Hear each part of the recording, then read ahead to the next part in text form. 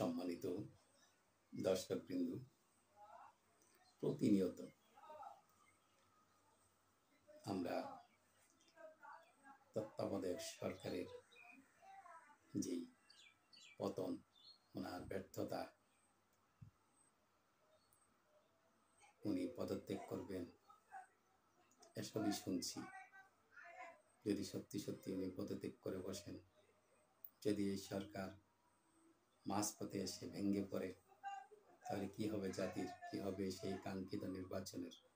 আমরা চাই উনি দীর্ঘজীবী হোক, ওনার সরকার সকল দলের সাথে আলোচনা করে যে কাঙ্ক্ষিত নির্বাচন, সেটা যৌক্তিক সময়ে সেই নির্বাচনের রুটম্যাপ শীঘ্রই ঘোষণা করুক এবং একটি সুন্দর নির্বাচন উপহার দিক। ওনার নেতৃত্বে আমরা চাই একটা নির্বাচন হোক।